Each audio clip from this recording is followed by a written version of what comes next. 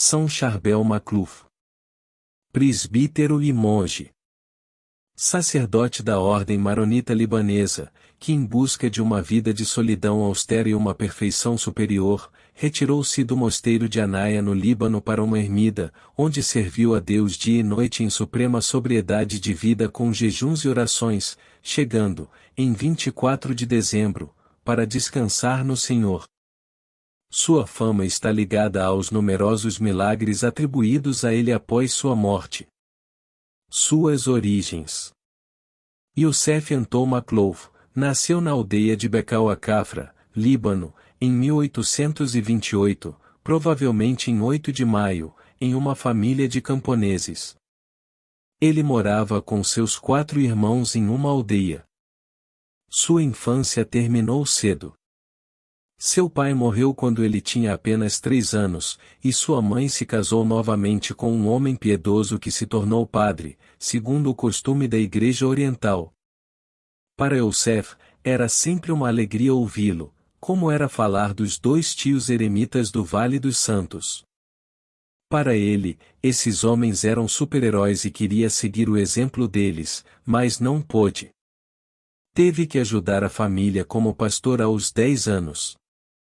Porém, passava todo o tempo livre rezando em uma caverna, um destino de peregrinações, hoje chamada Gruta do Santo. Vocação. Em uma noite, ele ouviu a voz do Senhor a chamá-lo, particularmente insistente. Era 1851, e ele tinha 23 anos. Em poucos meses, tornou-se monge da ordem maronita libanesa e mudou seu nome para Charbel, que em siríaco, significa História de Deus. Ele foi transferido algumas vezes, estudou teologia com assiduidade e cuidou dos pobres e doentes, em obediência às missões que lhe foram gradualmente confiadas, incluindo o trabalho no campo. Mas é a oração e a contemplação que ele prefere. Um novo passo.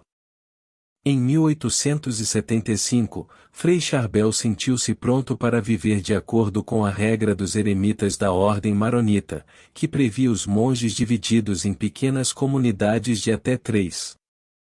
Para ele, é como um segundo nascimento. Pôde trabalhar, rezar, observar, penitenciar-se, jejuar e silenciar-se. Os testemunhos referem-se a um monge zeloso, muitas vezes encontrado rezando de braços abertos, numa cela muito pobre, da qual sai apenas para celebrar a missa ou quando lhe é expressamente ordenado. Sua partida e seus milagres. Foi no Natal, precisamente durante a missa, que Charbel sentiu-se mal no momento da elevação. Depois de uma agonia de 8 dias em que os outros monges o ouviam rezar, e na qual ele continua a observar a regra, recusando, por exemplo, alimentos mais nutritivos, ele morreu em 1898. Mas a morte, como sabemos, não é o fim. Depois de alguns meses, maravilhas começaram a acontecer. Muitos monges juram ver o túmulo de Frei Charbel iluminado por luzes não naturais durante a noite. Um dia, o túmulo foi aberto e seu corpo encontrado intacto, com a temperatura corporal de um ser vivo. E isso acontecera mais 2 vezes, quando foi aberto novamente, porque o corpo exalava uma mistura de sangue e água. O taumaturgo.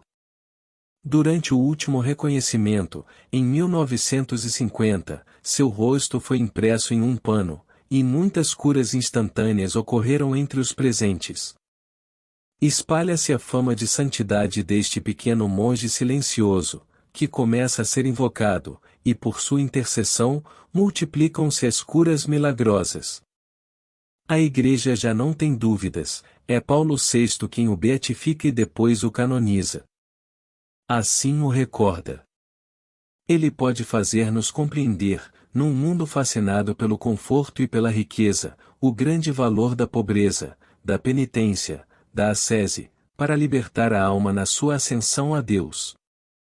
Após a beatificação, o corpo de Frei Charbel já não escorria. A minha oração.